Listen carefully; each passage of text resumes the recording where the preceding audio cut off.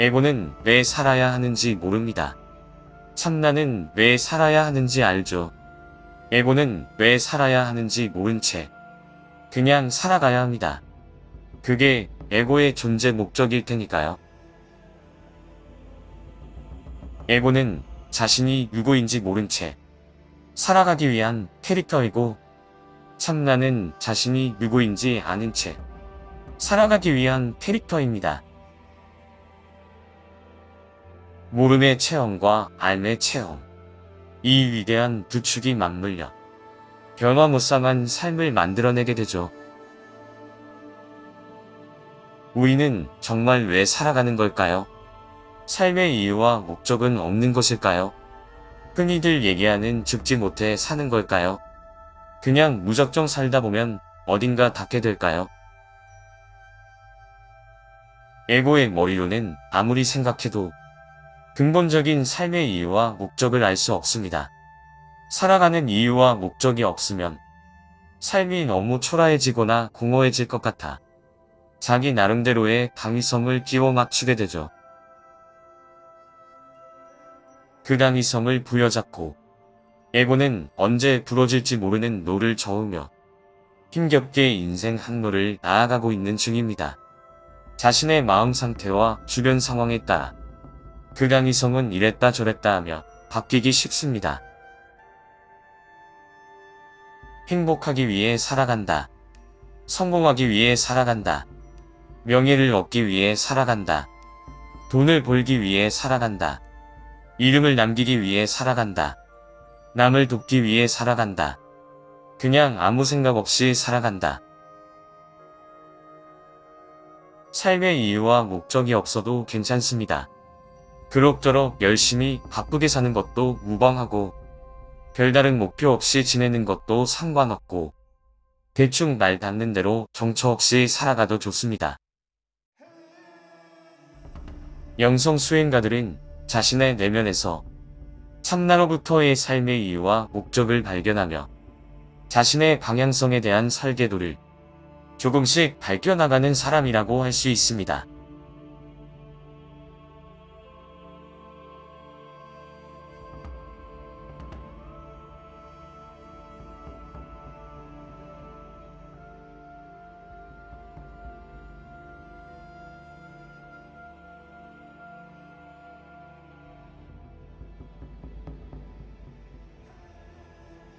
에고가 만들어내는 온갖 생각들은 망각, 분리, 결핍의식에 기저하고 있죠.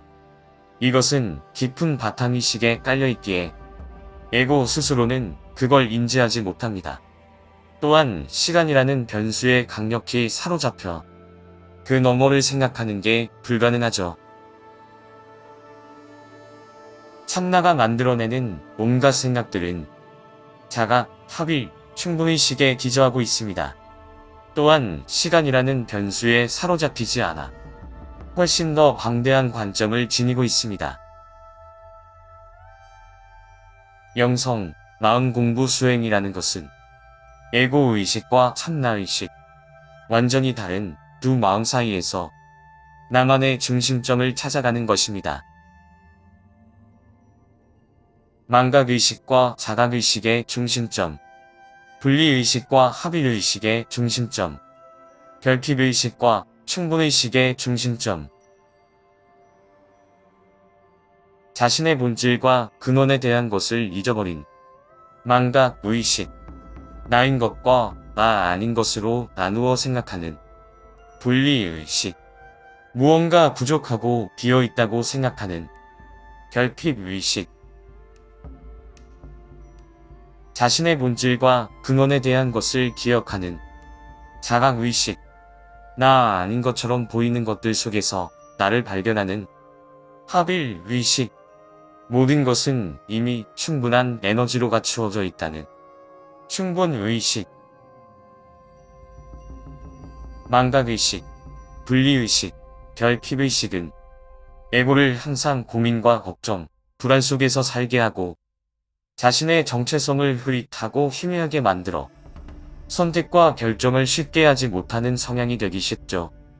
또한 온갖 분쟁과 다툼을 유발하게 되고 과도한 욕심, 욕망을 향해 치닫게도 만듭니다. 어렸을 때부터의 학습과 교육으로 인해 망각의식, 분리의식, 결핍의식이 무의식 깊이 바탕생각에 각인되어 있으므로 이를 정화하는 것은 참 쉽지 않은 일입니다.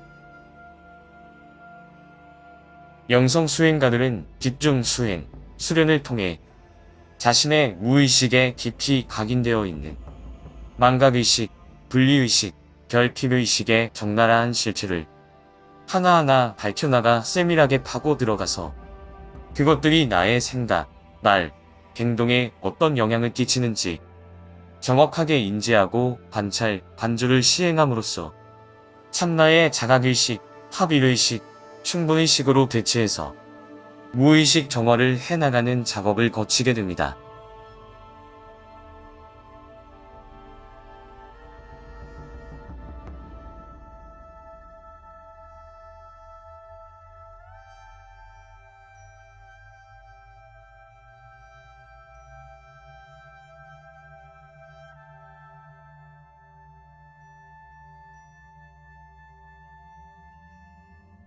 에고는 삶에 굉장히 집착하도록 설계되어 있습니다. 에고는 시간 너머를 이해할 수 없기에 그 틀 안에서만 생각이 일어나죠.